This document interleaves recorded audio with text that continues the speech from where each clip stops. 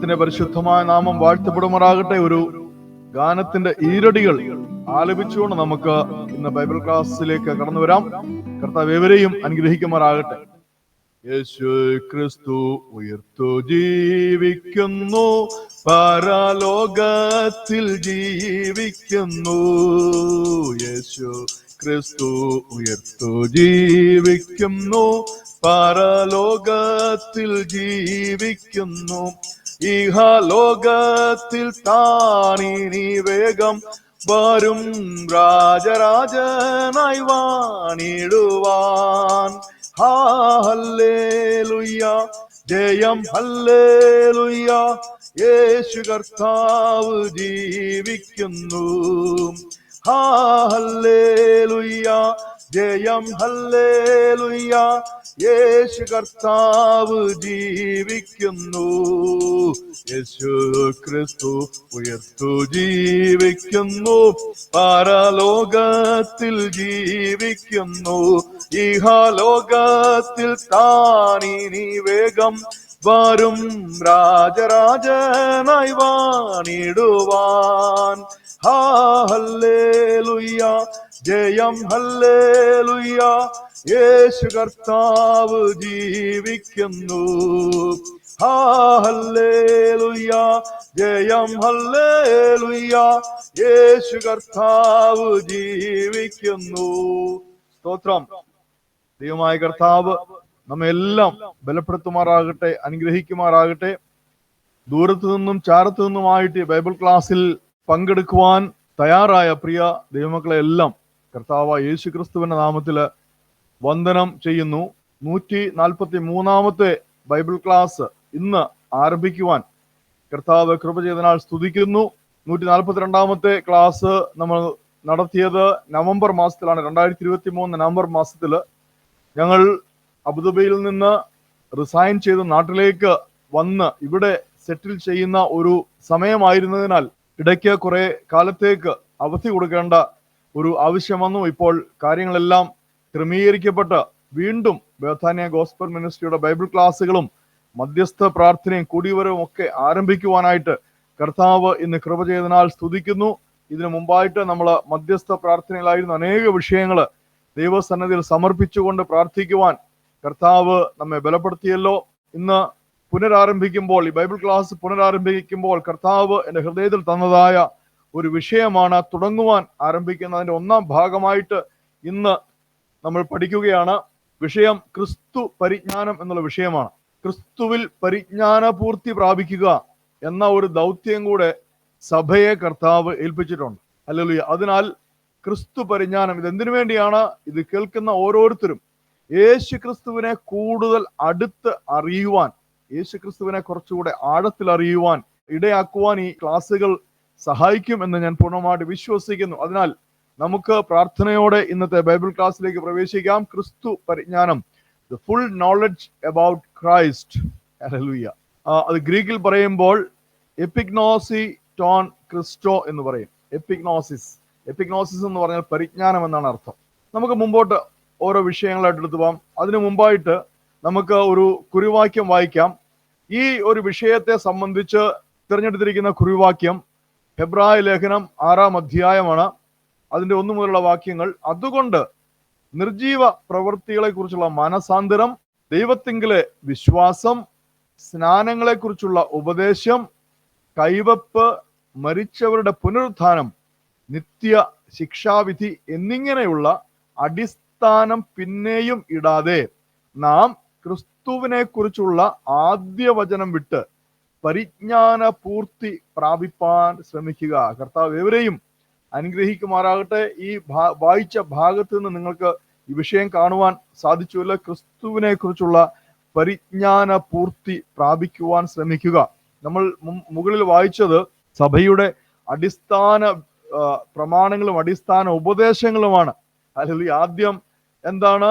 നിർജീവ പ്രവൃത്തികളെ കുറിച്ചുള്ള മാനസാന്തരം. ഒരുവൻ സുവിശേഷം കേട്ട് യേശു ക്രിസ്തുവിൽ വിശ്വസിക്കുവാൻ തയ്യാറാകുമ്പോൾ ആ വ്യക്തിയിൽ ഏറ്റവും ആദ്യമായി നടക്കേണ്ടുന്ന ഒരു പ്രക്രിയയാണ് പാപ ജീവിതത്തെക്കുറിച്ചുള്ള ആത്മാവിനോ ശരീരത്തിനോ മനസ്സിനോ അല്ലെങ്കിൽ ദേഹത്തിനോ ദേഹിക്കോ ആത്മാവിനോ യാതൊരു വിധത്തിലുള്ള പ്രയോജനവും ചെയ്യാത്ത, യാതൊരു ജീവനും നൽകാത്തതായ ഇരുട്ടിന്റെ പ്രവൃത്തിയായ പാപപ്രവൃത്തികളെ കുറിച്ചുള്ള മാനസാന്തരം, പാപജീവിതം പൂർണ്ണമായി ഉപേക്ഷിച്ച് മാനസാന്തരപ്പെട്ട് ദൈവത്തിങ്കിലേക്ക് തിരിയുന്ന, ക്രിസ്തുവിങ്കിലേക്ക് തിരിയുന്ന ഒരു വ്യക്തിയെ കുറിച്ചാണ് സ്വർഗത്തിൽ സന്തോഷം ഉണ്ടാകുന്നത്. പ്രിയമുള്ളവർ, ഒരിക്കലും ഇക്കാര്യം ഗൗനിക്കാതിരിക്കരുത്. മാനസാന്തരം എന്നത് ആദ്യ രക്ഷയുടെ ഘട്ടത്തിലെ ആദ്യ പടിയാണ്. ഇത് വളരെ ആഴത്തിൽ നമ്മുടെ ബൈബിൾ ക്ലാസ്സുകളിലെല്ലാം, ഞാൻ മിക്കവാറും എല്ലാ ബൈബിൾ ക്ലാസ്സുകളിലും എടുത്ത് പറയുന്ന ഒരു വിഷയമാണ്. ദൈവത്തിങ്കിലെ വിശ്വാസം, കർത്താവായ യേശു ക്രിസ്തുവിലുള്ള വിശ്വാസം, പുത്രനിലുള്ള വിശ്വാസം, യേശു ക്രിസ്തുവിൽ വിശ്വസിക്കുക മൂലം ഹല്ലേലൂയ നമുക്ക് ലഭിക്കുന്നതായ നിത്യജീവൻ, നമുക്ക് ലഭിക്കുന്നതായ പാപക്ഷമ, ഇതൊക്കെയും നമ്മുടെ അടിസ്ഥാന വിശ്വാസമാണ്, അടിസ്ഥാന ഉപദേശമാണ്.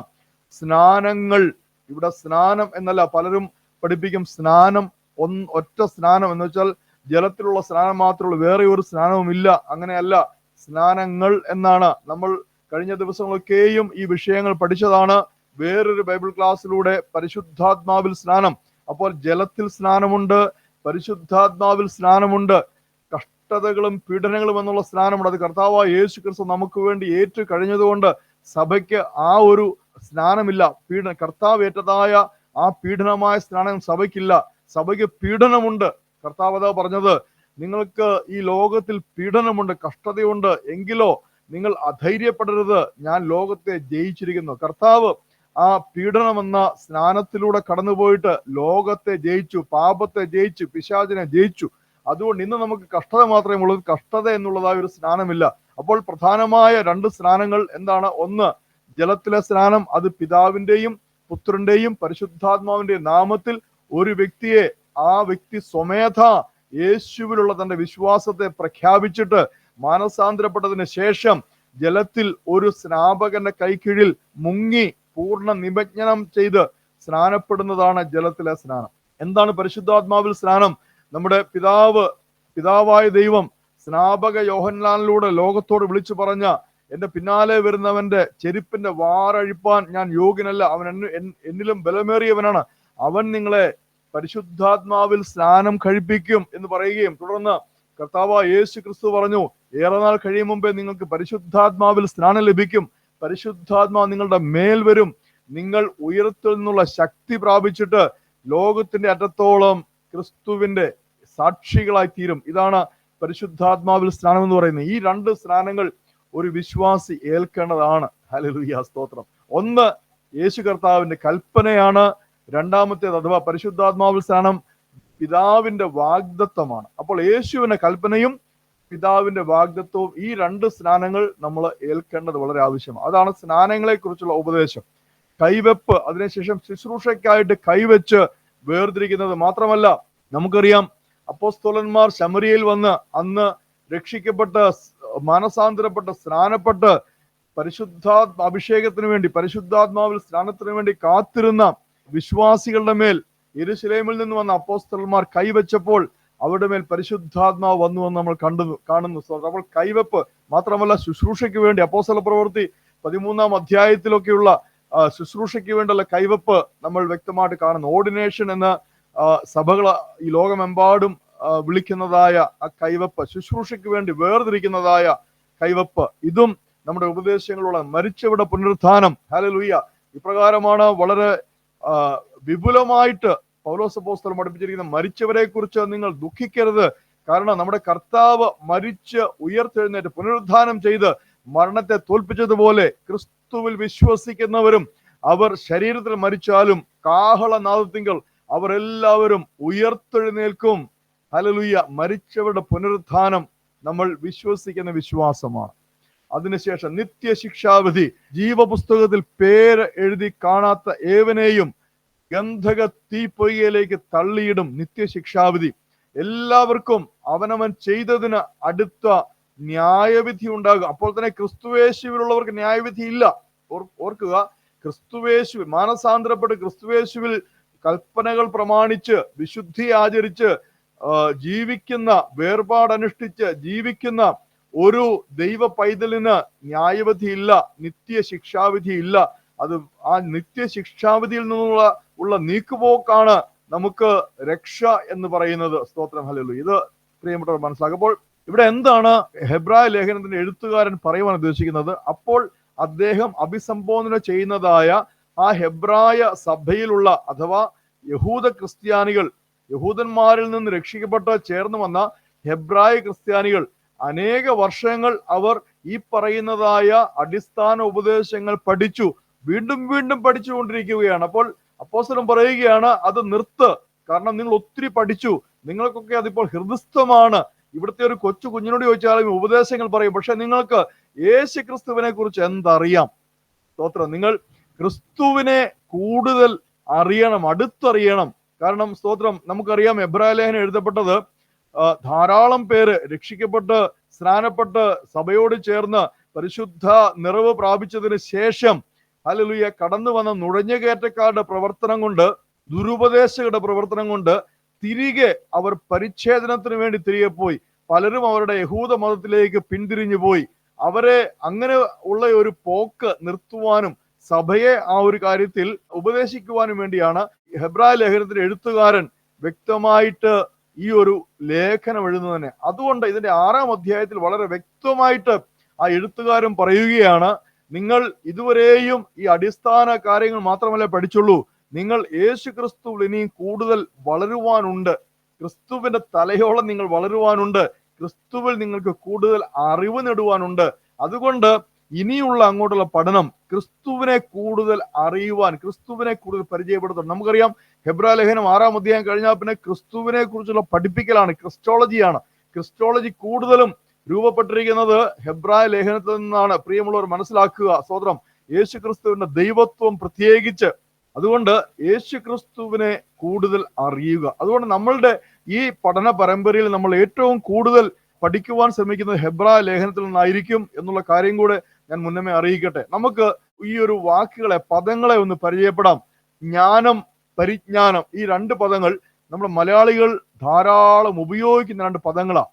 അതുകൊണ്ട് നമുക്ക് ഈ പദങ്ങളെ ഒന്ന് പരിചയപ്പെടാം. ഈ പദങ്ങളെ പരിചയപ്പെടുവാനായിട്ട് ഞാൻ നിങ്ങളുടെ മുമ്പാകെ വയ്ക്കുന്ന ഒരു അക്വൈൻറ്റൻസ് വേഴ്സ് എന്ന് വെച്ചാൽ പരിചയപ്പെടുത്തുന്ന ഒരു വാക്യം അതേതാണ്? Proverbs 9:10. The fear of the Lord is the beginning of wisdom, and the knowledge of the Holy One is understanding. സദൃശ്യവാക്യങ്ങൾ 9:10. യഹോവ ഭക്തി ജ്ഞാനത്തിന്റെ ആരംഭവും പരിശുദ്ധ ദൈവത്തെക്കുറിച്ചുള്ള പരിജ്ഞാനം വിവേകവുമാകുന്നു. ഇവിടെ എന്താ പറയുന്നത്? യഹോവയോടുള്ള ഭക്തി, ദൈവത്തോടുള്ള ഭക്തി ജ്ഞാനത്തിന്റെ തുടക്കമാണ്. ഈ ജ്ഞാനം തുടക്കം വെച്ച് ഭക്തിയിൽ ജ്ഞാനം തുടങ്ങുന്നു.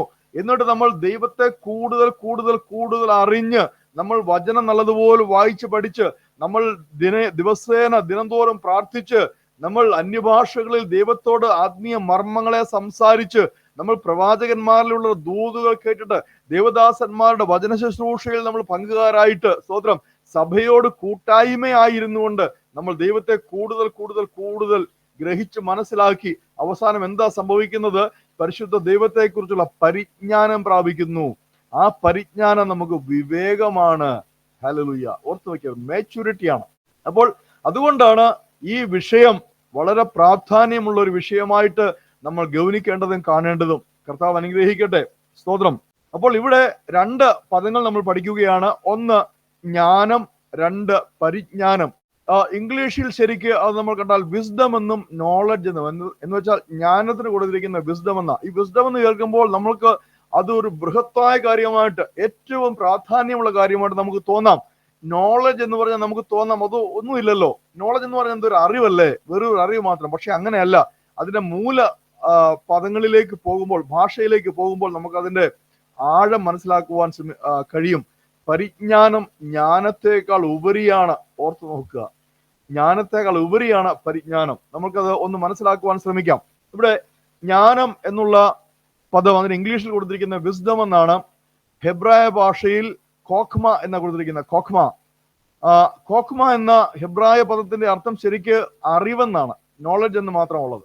അപ്പോൾ തന്നെ ഗ്രീക്കിൽ ഇത് കൊടുത്തിരിക്കുന്ന നോസിസ് എന്നുള്ള ഒരു പദമാണ്. നോസിസ്, അതിന്റെ അർത്ഥങ്ങൾ എന്തൊക്കെയാണ്? നോളജ് അഥവാ അറിവ്, ഡോക്ട്രൈൻ അഥവാ ഉപദേശങ്ങൾ എന്നൊരു അർത്ഥം അതിനുണ്ട്, വിസ്ഡം ജ്ഞാനം എന്നൊരർത്ഥമുണ്ട്. അപ്പോൾ യഥാർത്ഥത്തില് ഗ്രീക്കിൽ ഈ പദം ഉപയോഗിച്ചിരിക്കുന്ന പുതിയ നിയമത്തിലാണ് നമ്മൾ കൂടുതലായിട്ട് കാണുന്നത്. ഇപ്പൊ ഉദാഹരണത്തിന് നമ്മൾ ഈ ജ്ഞാനം എന്നുള്ള അല്ലെ പരിജ്ഞാനം എന്നൊക്കെയുള്ള പദങ്ങൾ ബൈബിളിൽ പലയിടത്തും ഗ്രീക്ക് ഭാഷയിൽ വരുമ്പോൾ അത് നോസിസ് എന്നാ എഴുതിയിരിക്കുന്നത്. നോസി ടോ ക്രിസ്റ്റോ, യേശുവിനെ കുറിച്ചുള്ള അറിവ് എന്നുള്ള അങ്ങനെയൊക്കെയാണ് കൊടുത്തിരിക്കുന്നത്. അപ്പോൾ ജ്ഞാനം എന്ന പദത്തിന് നമ്മൾ കണ്ടല്ലോ, വിസ്ഡം എന്നൊരു അർത്ഥമുണ്ട്, ഡോക്ട്രൈൻ ഉപദേശം എന്ന അർത്ഥമുണ്ട്, ഉപദേശിക്കുക അല്ലെ ഉപദേശം പഠിക്കുക എന്നുള്ളൊരു അർത്ഥമുണ്ട്, നോളജബിൾ ആയിരിക്കുക, അറിവുള്ളവനായിരിക്കുക. തുടർന്ന് നമ്മൾ പരിജ്ഞാനം എന്നുള്ള ആ പദത്തിലേക്ക് നോക്കിയാൽ, ഞാൻ ഒരു കാര്യം പറയട്ടെ, ഈ ജ്ഞാനം പരിജ്ഞാനം എന്നുള്ള രണ്ട് പദങ്ങള് പലയിടത്തും മാറി മാറി, ഇപ്പോൾ ദൈവരാജ്യം സ്വർഗരാജ്യം എന്നുള്ളത് പോലെ ഈ ജ്ഞാനവും പരിജ്ഞാനവും പലയിടത്തും മാറി മാറി ഉപയോഗിച്ചിട്ടുണ്ട്.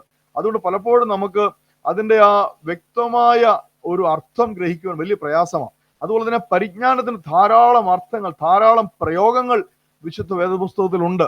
അതുകൊണ്ട് തന്നെ നമുക്ക് അതിന്റെ ഇന്നതാണ് ഇതിന്റെ അർത്ഥമെന്ന് വ്യക്തമായിട്ട് പറഞ്ഞ് മനസ്സിലാക്കുവാൻ പ്രയാസം. എന്നാൽ ഒരു കാര്യം ഞാൻ അതിലേക്ക് ഒരു 3 കാര്യങ്ങളിലേക്ക് നിങ്ങളെ കൊണ്ടുവരാം. പരിജ്ഞാനം എന്ന ആ പദത്തിന് ഒരു 3 അർത്ഥങ്ങളിലേക്ക് കൊണ്ടുവന്ന് അത് നിങ്ങളുടെ മനസ്സിൽ, നിങ്ങളുടെ ബുദ്ധിയിൽ അത് ഉറപ്പിക്കാം.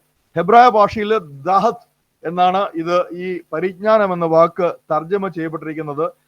അത് നോളജ്, അറിവ് എന്ന് മാത്രമാണ് ഹെബ്രായ ഭാഷയിൽ. എന്നാൽ ഗ്രീക്കിലേക്ക് വരുമ്പോൾ കുറച്ച് കൂടെ മാറ്റമാണ്. എപ്പിഗ്നോസിസ് എന്നാ പറയുന്നത്. പരി എന്നുള്ളതിന് എപ്പി.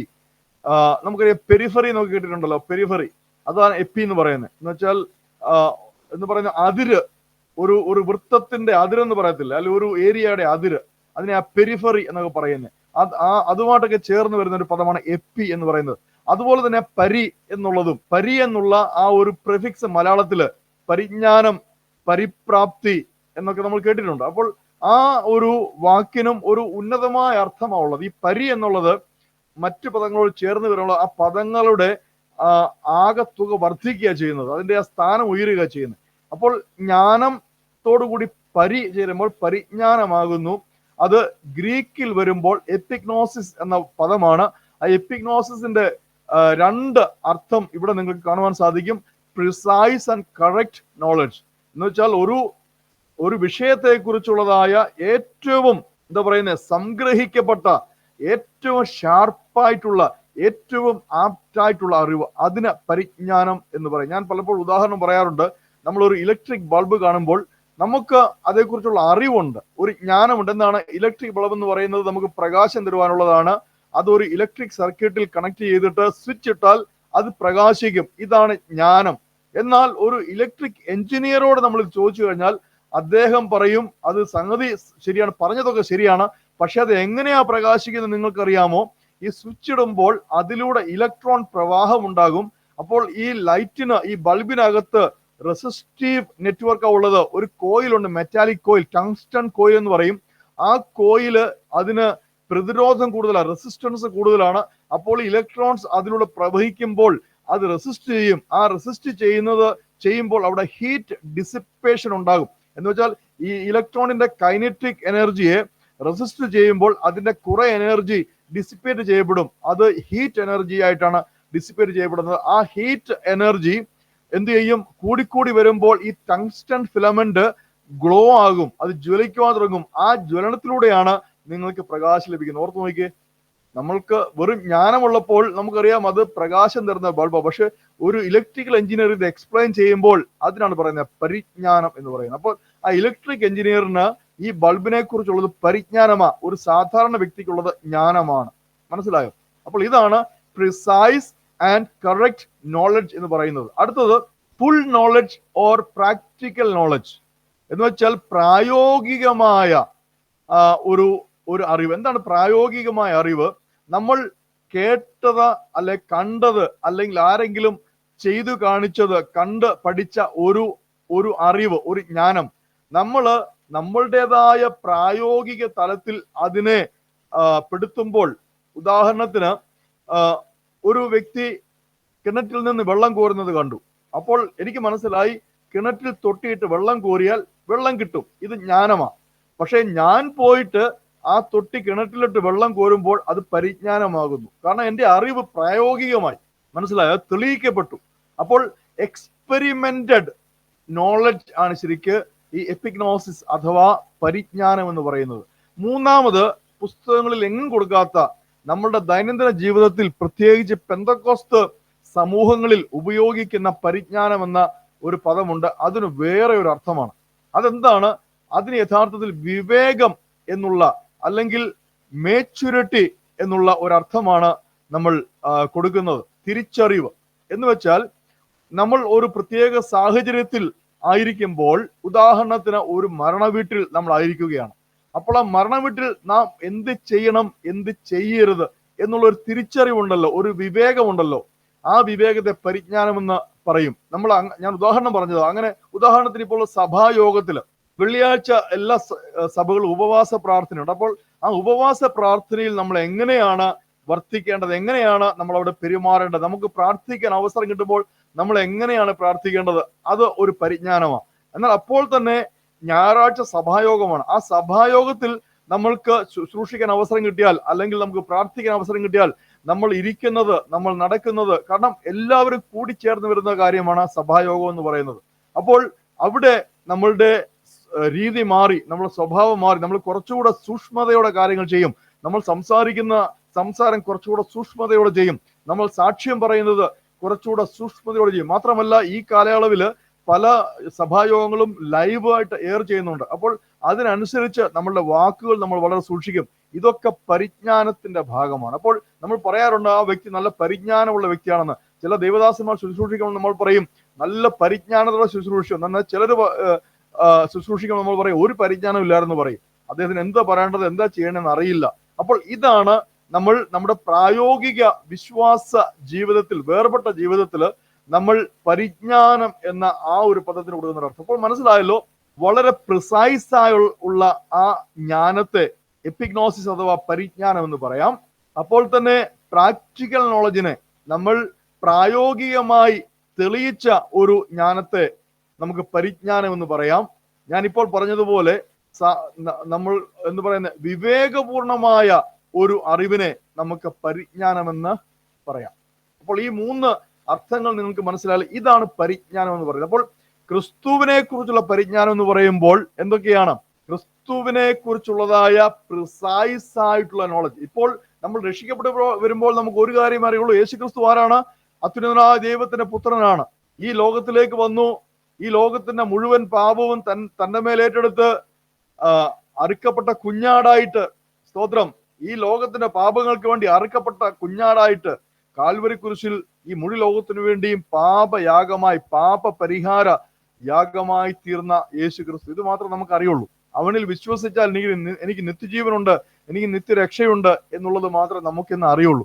ഇതാണ് അറിവ് അഥവാ ജ്ഞാനം എന്ന് പറയുന്നത്. ക്രിസ്തുവിനെ കുറിച്ചുള്ളതായ ജ്ഞാനം, നോസിസ്റ്റോ ക്രിസ്റ്റോ, യേശുവിനെ കുറിച്ചുള്ള, ക്രിസ്തുവിനെ കുറിച്ചുള്ള ജ്ഞാനം. എന്നാൽ എപ്പിഗ്നോസിസ് വരുമ്പോൾ നമ്മൾ ഇനിയും ഉള്ള ക്ലാസ്സുകളിൽ അങ്ങോട്ട് നമ്മൾ പഠിക്കുന്നത് യേശു ക്രിസ്തുവിനെ കുറിച്ചുള്ള കാര്യങ്ങളാണ്. നമ്മൾ ഈ ക്ലാസ്സിൽ തന്നെ ക്രിസ്റ്റോളജി പഠിച്ചു, ഏകദേശം 16 ക്ലാസ്സുകൾ ക്രിസ്റ്റോളജി പഠിച്ചു. സോദരൻ, അപ്പോൾ ആ ക്ലാസ്സുകളിൽ പങ്കെടുത്തിട്ടുണ്ടെങ്കിൽ തീർച്ചയായിട്ടും ക്രിസ്തുവിനെ കുറിച്ചുള്ള പരിജ്ഞാനമാണ് അതിൽ നിന്ന് നമുക്ക് ലഭിച്ചത്. എന്നാൽ ഈ ഒരു വിഭാഗത്തിൽ, ഈ ഒരു വിഷയത്തിൽ നമ്മൾ ചെയ്യുന്നത് വിശുദ്ധ വചനത്തിൽ വെളിപ്പെട്ട് നിൽക്കുന്നതായ ക്രിസ്തുവിനെ കുറിച്ചുള്ള മർമ്മങ്ങളായിരിക്കും. സ്തോത്രം. യേശു ക്രിസ്തുവിനെ കുറിച്ചുള്ള വിശുദ്ധ വചനം വെളിപ്പെടുത്തുന്ന മർമ്മങ്ങൾ. അങ്ങനെ നമ്മൾ ആ ക്രിസ്റ്റോളജിയിൽ നമ്മൾ പഠിച്ചതായ യേശു ക്രിസ്തുവിന്റെ വിവിധ തലങ്ങളിലുള്ളതായ കാര്യം, യേശു ക്രിസ്തുവിന്റെ സ്വഭാവം, യേശു ക്രിസ്തുവിന്റെ ദൈവത്വം, യേശു ക്രിസ്തുവിന്റെ മനുഷ്യത്വം, യേശു ക്രിസ്തുവിന്റെ ഏക പാപപരിഹാര ബലി, ഇങ്ങനെയുള്ള 16ഓളം വിഷയങ്ങൾ നമ്മൾ ആ ക്ലാസ്സിൽ പഠിക്കുവാനിടയായി. അപ്പോൾ ഈ ഒരു സ്ലോട്ടില് നമ്മൾ പഠിക്കുന്നത് ക്രിസ്തുവിനെ കുറിച്ചുള്ള മർമ്മങ്ങളായിരിക്കും നമ്മൾ പഠിക്കുന്നത്. കർത്താവ് ഏവരെയും അനുഗ്രഹിക്കുമാറാട്ടെ. അപ്പോൾ മനസ്സിലായല്ലോ ജ്ഞാനം, പരിജ്ഞാനം എന്നുള്ള കാര്യങ്ങൾ നമ്മൾ മനസ്സിലായി ഞാൻ പ്രതീക്ഷിക്കുന്നു. അപ്പോൾ പ്രിയമുള്ളവർക്ക് മനസ്സിലായല്ലോ, ഹെബ്രായ ലേഖനത്തിൽ നമ്മൾ കുറുവാക്യമായി വായിച്ചതിൽ നിന്ന് നാം ക്രിസ്തുവിനെ കുറിച്ചുള്ള പരിജ്ഞാന പൂർത്തി പ്രാപിക്കണമെന്നാണ് കർത്താവ് ആഗ്രഹിക്കുന്നത്. തുടർന്നുള്ള ക്ലാസ്സുകളിൽ 144 കർത്താവിന്റെ വരവ് താമസിച്ചാൽ അടുത്ത ശനിയാഴ്ച 7 മണിക്ക് 6 മണിക്ക് മധ്യസ്ഥ പ്രാർത്ഥന ആരംഭിക്കും. പ്രിയമുള്ളവർക്ക്, ഇഷ്ടമുള്ളവർക്ക് അതിൽ ഓൺലൈൻ ജോയിൻ ചെയ്യാൻ ഞങ്ങളിവിടെ ദൈവമക്കൾ കൂടിയിരുന്ന് പ്രാർത്ഥിക്കുന്നുണ്ടായിരിക്കും. നിങ്ങൾക്കും ഓൺലൈനിൽ അതിന് ജോയിൻ ചെയ്യാം.